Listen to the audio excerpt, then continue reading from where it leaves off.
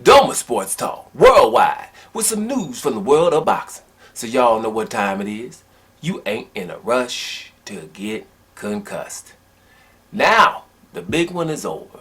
Anthony Joshua versus Oleksandr Usyk. Oleksandr Usyk wins a split decision in a very good heavyweight fight. Even though the heavyweight fight before them with Shang and Filip Hrgović, that one you might be fight of the year when you're talking about heavyweights. It might be a couple of smaller guys that do a little bit more punches. But Filip Hrgović and Shang, his name, Shilji, I can't pronounce it, so I'm just gonna say Shang. The Big Bang is his name. Chinese guy, big guy. They had a good fight. Hrgović threw a lot more punches, but Shang hurt Hrgović a lot more. And that was a good fight. And Filip Hrgović is kind of like the boogeyman in the heavyweight division. So that was a fight between two undefeated guys where you see, even Filip Hrgović is vulnerable. Now, the thing is, Shang hurt him. But would everybody who fight Filip Hrgović have that punch resistance that Shang has? I don't know. So don't come with the Filip Hrgović was exposed stuff. It's just Shang was able to take those punches and then give him some. Them straight lefts kept bothering him. But let me tell you something about Shang.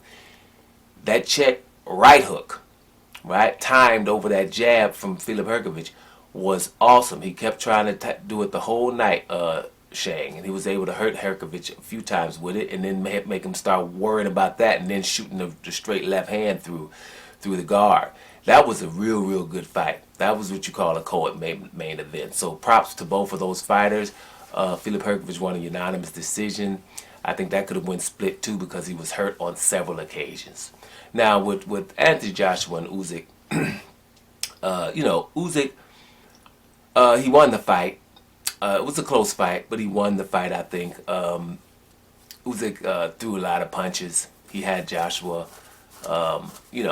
he had Joshua hurt a few times, although Joshua had him hurt a few times. And Joshua obviously was paying attention, did his homework, was going to the body a lot more than the first fight.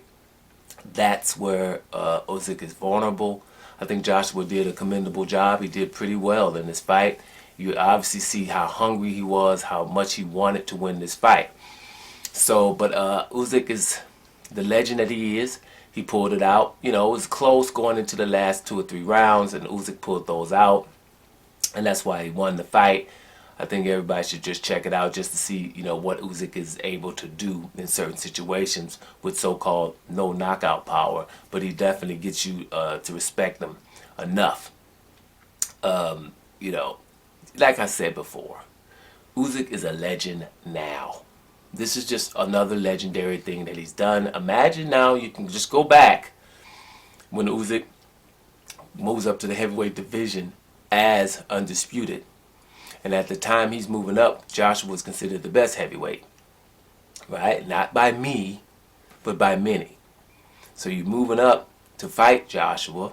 Right? You don't do that well against Chisora and the guy before Witherspoon. You don't look that great. So people are not expecting him to really deal with Joshua. He deals with him the first fight convincingly. Joshua does a lot of changing in his team and coming in here more aggressive and all that. And you're still able to pull it out as the smaller guy with not that much punching power. Which tells you throughout the boxing scene, when everybody, throughout the boxing world, skills do pay the bills. This is a perfect example of that. Right? I ain't got to knock you out, but I have enough skills to nullify your reach, your height, right, and your punching power. I'm able to do that. That's what skills are. And that's what we need to, like Andre Ward was saying in an interview. I know what Andre Ward was saying. He just can't say it like I can say it. All those skilled fighters, right, stop ignoring them and acting like they're boring. You see what I'm saying? Everybody that's skilled. Demetrius Andrade, right? People like that. Shakur Stevenson, right? Floyd Mayweather, right? All these skilled fighters, super duper skilled, right? We try to act like, oh, that's boring. That's what you need to win fights like that. right? And it wasn't boring because when you got somebody on the other side that's not boring, they force you to fight, and then them skills, you better have used those skills. And I don't think it's boring to avoid a punch, right? I don't think it's boring to use your footwork. We like it when Lomachenko does it, don't we? So we gotta like it with everybody. That's what Andre Ward's talking about. You just can't really, say the names like I do. I do that extra, right? Just like when you say punching power. We love punching power. We like knockouts. Look at Golovkin. And then the next sentence, Deontay Wilder's a bum. It doesn't work like that. If you like knockouts, you got to like Deontay Wilder. If you like skills, you got to like Floyd Mayweather. There's no way around it, unless there's a way around it, if you get where I'm going. Now, bottom line is legend. Oleksandr Usyk is a legend before the fight, before the first fight, and still is right now. Now, like the reason I told you I want him to win is because I know we get Undisputed. He's saying that either he's going to fight Tyson Fury for Undisputed or he's going to retire. So let's see what happens with these guys that both retired. If Tyson Fury and Oleksandr Usyk, Tyson Fury and Oleksandr Usyk, if they hook up, it'll be good. We'll talk about it when we get there. I don't really like that matchup so much, but it is what it is. When it's undisputed, who cares about the matchup, right? I don't really like Tyson Fury versus Oleksandr Usyk, that matchup. I don't think that's going to be so great for the eyes, but it's the two guys who've crystallized themselves as the baddest two. So what you got to do is just sit back and enjoy the fight. Now, Anthony Joshua, where does he go from here? Well, Anthony Joshua looked good enough in this fight to where nothing really happens. I just think when it comes to Anthony Joshua, let's just be humble. He's not that much better than everybody, where he's supposed to be the major player and everybody else is, under him and far. That should be over, right? But Anthony Joshua can fight whoever he wants. Take a couple of months off and handle your business and come back and beat someone else. Oleksandr Usyk is obviously his kryptonite, right? So, that can happen. Everybody has those kind of fighters. All of your favorite fighters have those kryptonite guys, right? That will be Oleksandr Usyk for Anthony Joshua, but he can still come back and do some stuff because he looked pretty good. And, his chin was not bad in this fight, and that's also good, So he didn't get knocked out or, he's hurt a couple of times, but he comes right back. So, hey, in the heavyweight division, you can get hurt. Now, as far as the antics after the fight, when it comes to Anthony Joshua, I could easily, me not rolling with Anthony Joshua, could easily say, hey, he showed he's a bad sport. He, embarrassed himself by talking too much after the fight. I can go that route easily. But that ain't the route that I think is necessary. Because when it comes to Anthony Joshua, we're complaining. Remember Teddy Atlas? He seems to, he's too, I can't think of the word right now, satisfied. He's got enough money. He takes the losses too well, right? Well, he didn't take this loss well, right? Because he really wanted to win the fight. He really thought he did enough to change his camp and everything about what he's doing.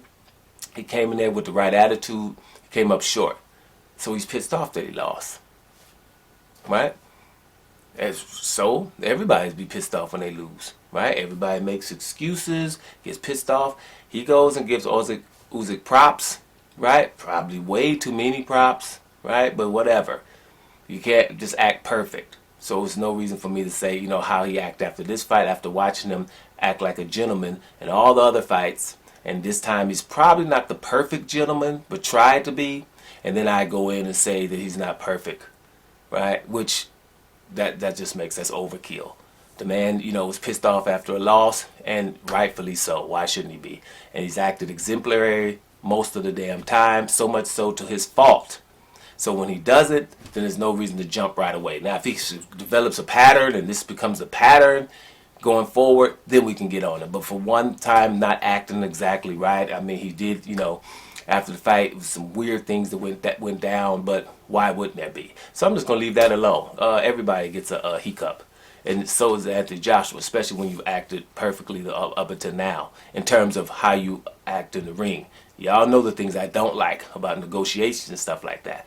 But I'm not gonna kick a guy when he's down when it's not really a big. I've seen a whole lot of people, mess up.